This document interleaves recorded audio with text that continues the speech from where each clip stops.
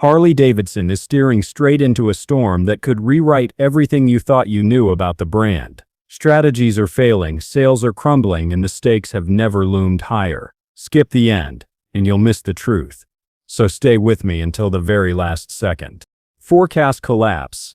Harley-Davidson shocked investors when it pulled back its yearly forecast, blaming unpredictable tariffs and global trade conflicts. At first glance, it may seem like cautious corporate accounting, but the deeper signal is impossible to miss. Harley no longer feels sure about even short-term stability. For a company that once embodied ruggedness and reliability, this sudden retreat from transparency feels like chrome beginning to crack. Executives claim tariffs in Europe and elsewhere made pricing unstable, but by withdrawing forecasts, they stripped away one of the final reassurances shareholders had left. When a company refuses to predict its own path forward, it's quietly admitting that the storm has already breached the factory walls. The numbers Harley did share only deepened concern. Annual motorcycle shipments plunged by over half, dropping from more than 150,000 bikes to fewer than 75,000. Revenue followed in lockstep, eroding quarter by quarter until margins nearly collapsed. Wall Street analysts called it unprecedented for such an American icon. Once buyers lined up for new Harleys, today dealerships sit eerily quiet with unsold models collecting dust. The withdrawal of guidance wasn't a small accounting maneuver. It was an admission that Harley is tangled in forces beyond its control. Even veteran dealers who survived recessions and industry downturns confessed that this moment feels entirely different. Tariff uncertainty inflated costs, pushed up prices, and left customers dazed. European riders who once justified paying a premium for an American cruiser now stare at sticker prices creeping into luxury car territory.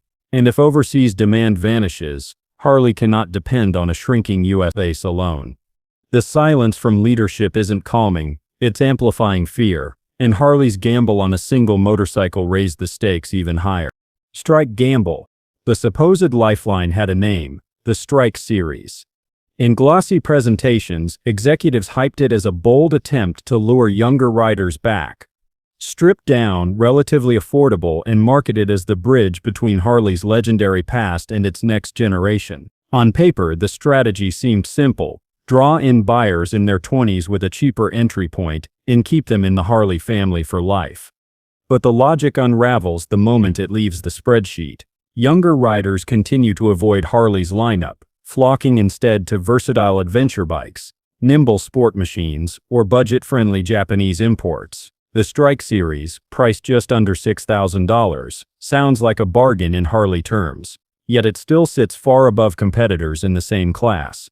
And unlike classics like the Iron 8083, the Strike doesn't carry Harley's soul. Critics say it looks like a generic commuter bike with a famous badge slapped on the tank. For an audience that craves authenticity, it comes off as hollow. Harley has made this mistake before. The Street Series was another attempt to court entry-level buyers, and it flopped so badly dealerships were left with unsold stock for years. Meanwhile, the Iron 883 thrived precisely because it felt like a real Harley in style and sound. Abandoning that identity for watered-down models left loyal riders frustrated.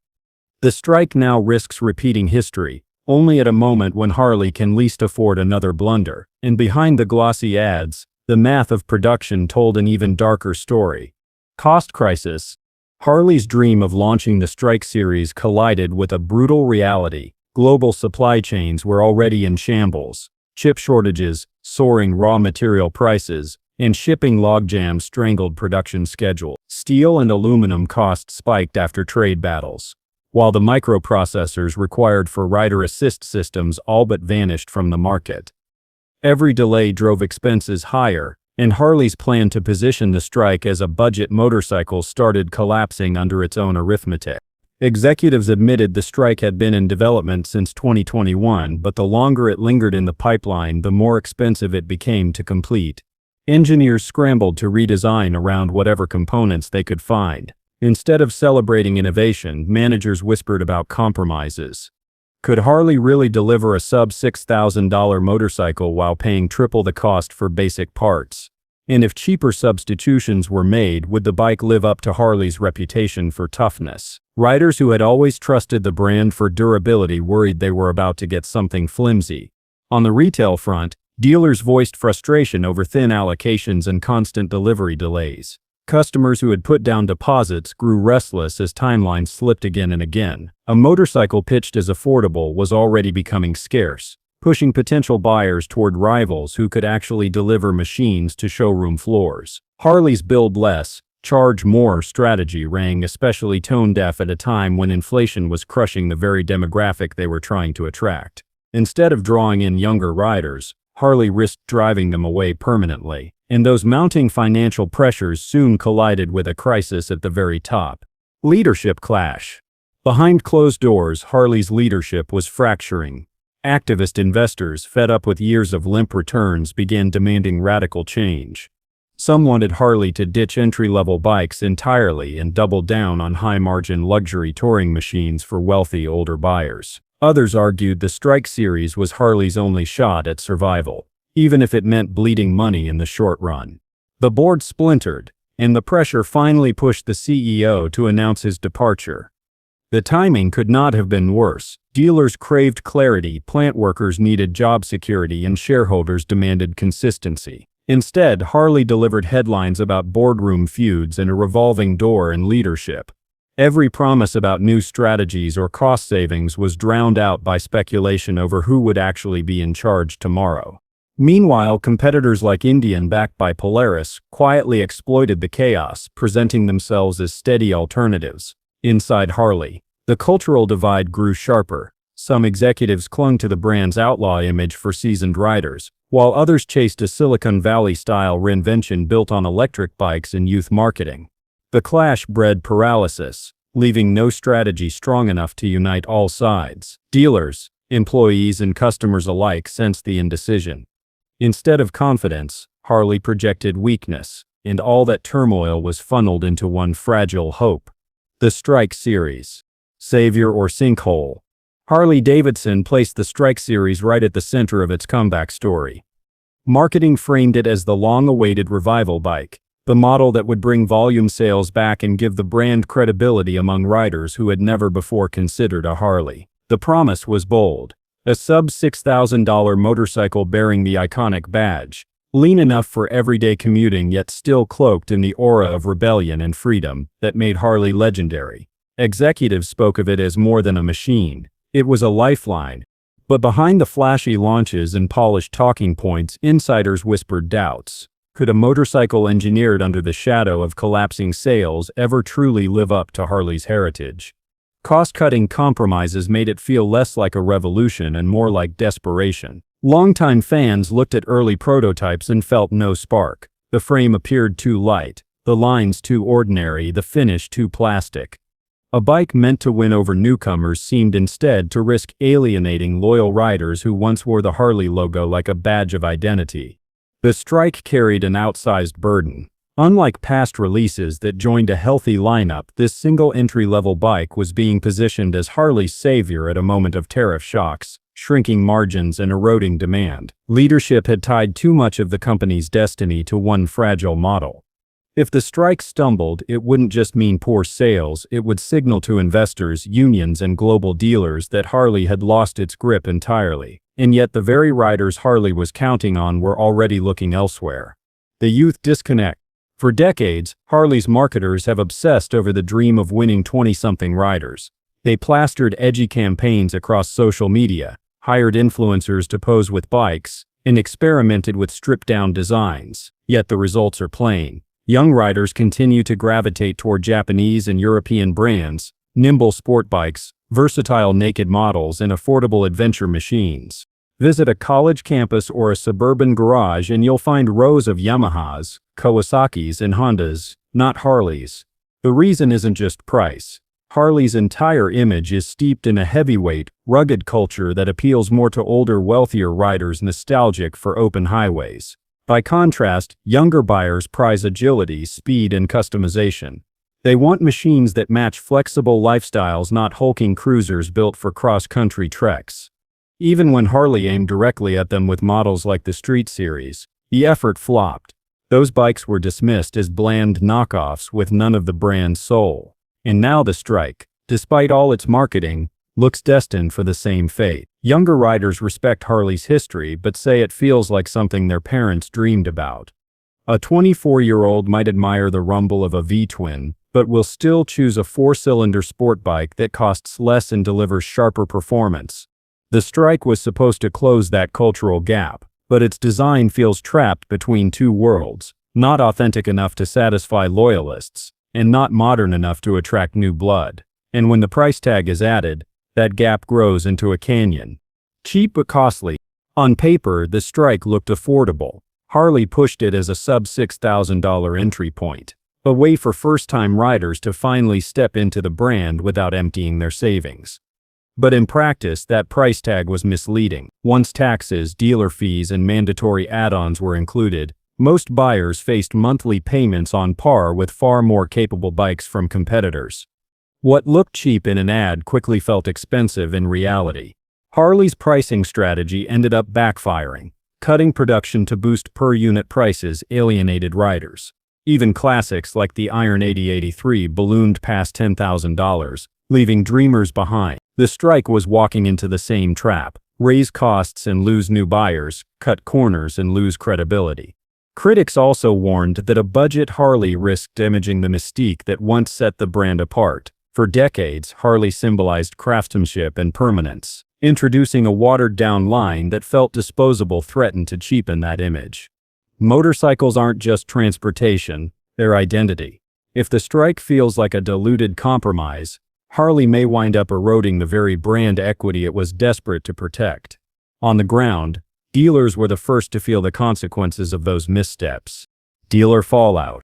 Dealers form the backbone of Harley's empire, and they are experiencing the decline in real time. Across the country, long-standing shops in cities like San Francisco and New York have shut their doors, citing weak traffic, rising costs, and a lack of compelling models. For years, dealers leaned on loyal local communities to survive downturns.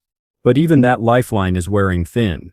When the core riders hesitate, showrooms turn into ghost towns. The Strike was supposed to reignite traffic and attract younger buyers.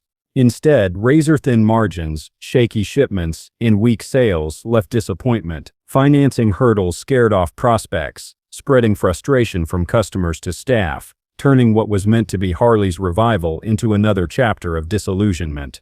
Some dealers have openly voiced their frustration, saying corporate leadership feels completely out of touch with reality. They complain about inventory rules, confusing pricing strategies, and a relentless obsession with stock performance over long-term brand health. Dealers don't just want product, they want machines they can proudly sell. Instead, they're forced to defend compromises that customers can see through instantly. And without strong dealer confidence, even the best motorcycle has little chance to succeed.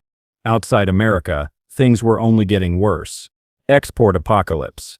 Harley once looked overseas as its golden ticket. If U.S. sales were faltering, international markets could surely pick up the slack, or so the executives believed. But the reality proved harsher. Europe, Australia, and parts of Asia greeted Harley's mid-range offerings with polite interest, yet few were willing to commit. The Strike, positioned as a global entry bike, stumbled out of the gate. In India, once touted as Harley's breakthrough market, the company's exit and partnership troubles left scars that never healed. European tariffs further strangled margins, forcing either inflated prices or losses on every unit shipped.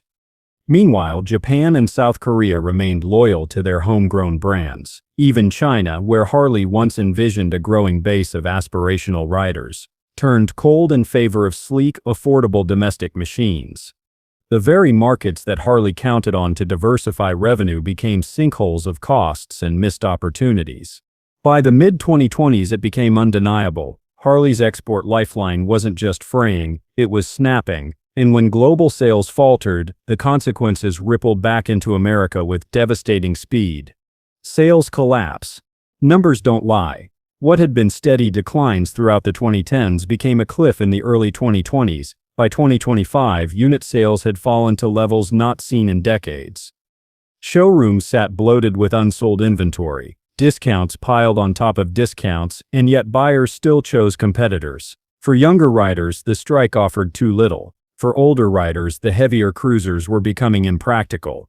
What Harley failed to recognize was that it wasn't just selling motorcycles, It was selling relevance, and by clinging too tightly to nostalgia while failing to innovate in meaningful ways, the brand drifted further from the pulse of the market. A motorcycle giant was starting to look like a relic in real time. Investors kept demanding answers, and leadership turned to Wall Street optics rather than fundamental fixes. Stock illusion. Even as the company's core business withered, Harley's stock price told a different story. Clever buybacks, cost-cutting, and aggressive financial maneuvers propped up share value, creating an illusion of stability. Quarterly earnings calls were dressed up with hopeful narratives about long-term transformation and expanding lifestyle brands. But insiders knew better. Behind the glossy slideshows was a shrinking company fighting for oxygen. Buybacks may have appeased investors in the short run, but they drained resources that could have gone toward true innovation or dealer support. The longer Harley leaned on Wall Street tricks, the more fragile its foundation became. And all the while, competitors from Japan and Europe continued launching fresh, exciting models that captured the very riders Harley had been losing year after year. The writing was etched on the wall, but leadership refused to read it aloud. Cultural disconnect. For decades, Harley wasn't just a motorcycle company. It was a cultural force. The roaring V-twin, the chrome gleam, the outlaw imagery, these things symbolized rebellion, freedom, and Americana itself. But by the mid-2020s, that aura no longer resonated the way it once did. To younger generations, Harley's culture felt less like rebellion and more like nostalgia packaged for retirees. The bad boy look didn't line up with their values of mobility, technology, and individuality. At the same time, Harley's attempts to pivot into electric bikes with the Livewire brand fizzled. Instead of being seen as pioneers, they were dismissed as latecomers charging premium prices for underwhelming performance. By trying to stretch between heritage and innovation, Harley landed in an awkward middle ground where neither camp felt satisfied. What had once been a symbol of counterculture now risked becoming a caricature of itself. The end of an era. Every empire eventually reaches its sunset, and for Harley-Davidson the signs are impossible to ignore. Factories slowing down, dealerships shuttered, international retreats, and a shrinking rider base. Together, they signal that the company's golden era has passed. The strike, once hailed as the comeback bike, now serves as a painful reminder of how misplaced bets and broken strategies can sink even the mightiest of names. What's striking isn't just that sales are collapsing, but that the spirit, the very essence that made Harley magnetic, is fading. Once the sound of a Harley meant freedom, now it too often means debt, decline, and disappointment. Riders who once swore they'd never switch are quietly moving on, leaving behind garages where Harleys gather dust. What remains? And yet Harley-Davidson is not entirely gone. The brand still carries weight, and for some, the name alone is enough to spark emotion. On backroads and at rallies, you'll still see patches, tattoos, and gleaming machines. There remains a loyal base that will hold on to their Harleys until the very end, even if new generations never fully take their place. What remains is a lesson about what happens when a company builds too much on image and not enough on adaptation. A lesson about how nostalgia can become a trap, and a warning for every other brand, whether in motorcycles, cars, or culture, that believes its legacy alone is enough to secure the future.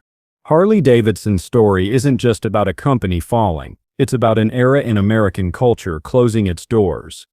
The thunder that once echoed across highways is now fading into a quiet hum.